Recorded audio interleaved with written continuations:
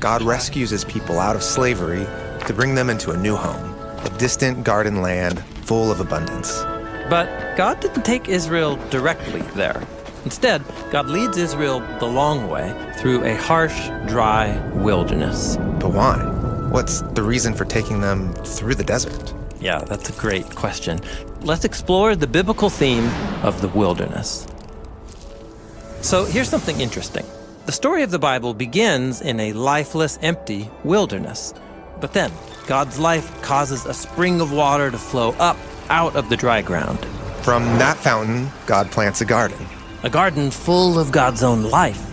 And then, outside the garden, God forms the human from the dust of the wilderness. And God places humanity in the garden.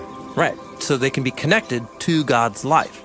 However, to stay close to God's life, humans need to learn how to succeed in the garden, which, we're told, means listening to God's voice. But there's another voice in the garden.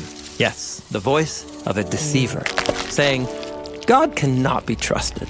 In fact, God is holding out on you. You could have life on your own terms. And the humans listen to that voice. And as a result, they end up out in the wilderness. So the wilderness represents the tragedy of being disconnected from God's life. Right. Now, throughout the Bible, different characters end up in the wilderness for different reasons. Sometimes it's a result of their own decisions. Like when Moses murders an Egyptian, and then he has to flee into the wilderness. But the wilderness can also be the result of other people's bad decisions, like Hagar. She's abused and so escapes into the wilderness. But in both stories, God comes to meet them in the wilderness and provide for their needs. God meets Hagar at a well and promises a blessing for her family that will last through generations. And God meets Moses in the wilderness and prepares him to lead his people out of slavery. Okay, so we're back to our first question. When Moses leads Israel out of slavery, why take them through the wilderness instead of straight to the land of promise? Well, Israel had not yet learned to trust God with their very lives. And so God led them into the wilderness for a time of preparation. Preparation? Well, the wilderness is really harsh. But God went alongside them, providing what they needed, just enough for each day. Why so little? Well, God was teaching them to trust that He would show up for them every day. He's training them to listen to His instruction and stay connected to His life.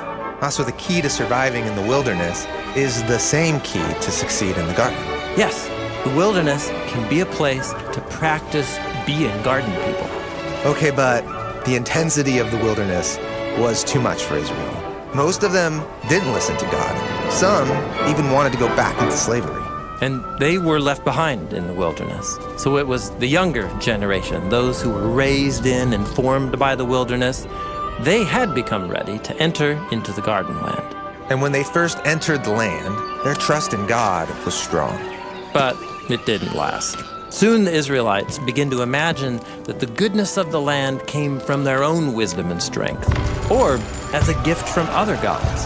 They forgot the God who provided everything.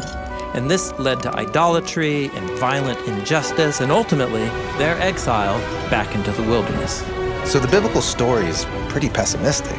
Humans fail in the garden, but we also fail in the wilderness. But God stays committed to His purpose to bring humanity into the garden. And so God meets us in the wilderness again, but this time in a new way. Early in the life of Jesus, He spends 40 days fasting in the wilderness. And there, He replays the wanderings of His people. He was tempted by the deceiver to stop trusting God and to seize life and power on his own terms.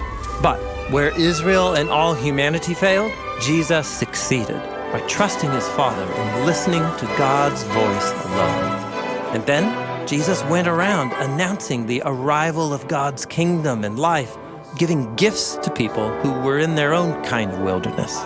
Yeah, He was healing people and feeding them, sometimes in an actual wilderness. And He called people to follow Him and to listen to His voice and to share His garden gifts with others. And after His death and resurrection, Jesus went ahead of all of us to open up the way to the future garden land. But we're not in the land yet. In a sense, we're like Israel now, wandering through the wilderness, which is often harsh and dangerous.